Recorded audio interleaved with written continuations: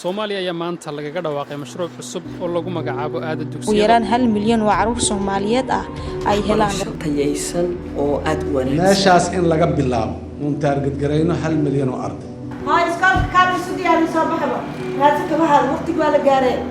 waxaa ii dhigato 6 ciyaale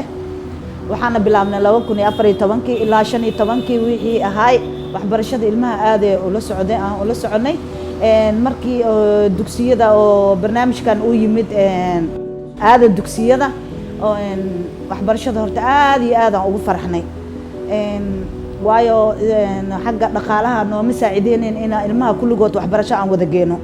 bas barnaamijkaas aad iyo aad ayaan ugu faraxnay aniga ilmahayga markaa geenay awood aan lacagtaas aan ku dhiibo xataa ma aan haysanin laakiin waxaan aad uga calool xumaaday cid dariskeena ah oo ilmahoodii waxbarasho la'aan ay ka heedo marka laba ayaga kamid ah inta kuwii ku daray aan iskoolka geystay waxaan intaan la qaabilo ilmahan anaa wato markii dhowr sano labada sano camalka bacdina 2016 iskoolka laada waxay noqdeen lacag la'aan arintaaseeto marka aad ay ayagana ugu farxeen anna culays iga dagay ahayd haddii aan fursadaas aan la heli lahayn arday badan oo Soomaaliyeed oo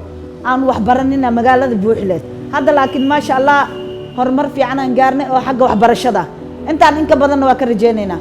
ani xilligaas waxaan joogay iskuul lagu magacaabo hanti wadaag oo ku yaalo Wardhigley waxaan ka ahaa macallin xilligaas waxa la wareegay waxaan naloo keenay arday gaarayso ilaa 300 iyo ka badan arday ay iskuul kastaba intuu qaadi kara lagu soo wareejiyay iskuulkan joogay 370 la keenay macallimiin gooto iskuula la keenay ardayda xilligaas naloo keenay waxay u badnaayeen ardayda inta badan aan awoodin in iskuulaad iska bixiyaan waliba alxamdulillah qaarkood hadeertaan jaamacaday dhigtaan way dhameeyeen oo in muddan macallin u soo ahaa dad badan ka faa'iideystay waa barnaamij waliba loo aayo ahaa aad u qurux badan oo dadka inta mudnayd ay ka faa'iideysteen ayuu ahaa kaliya ay kama faa'iideysan waliba waxa ka faa'iideystay macallimiin badan dhalinyaro badan shaqo abuur looga sameeyay oo shaqaale ka wada noqday oo aan 3 sano markay noo dhamaato aan 5 milyan oo arday kale aan target gareyn in iskuulaad ku celinaay muddo gaaban soo noqosho dhow oo muddo gaaban awaad in kasta oo ardayga maanta aan iskuulka aan laga register gareynayo meel Soomaaliya kamid ah aan arkayno 12 sano 16 sano 18 sano kadib muxuu ahaay mirihiis aad loo taaban karo laakiin waxa immediate ka maanta ka badbaadayna waa maxay xoogaga yani sharta ah ee Soomaaliya ka jiray ee ilmaha naga qaatay inaan ka soo dhigano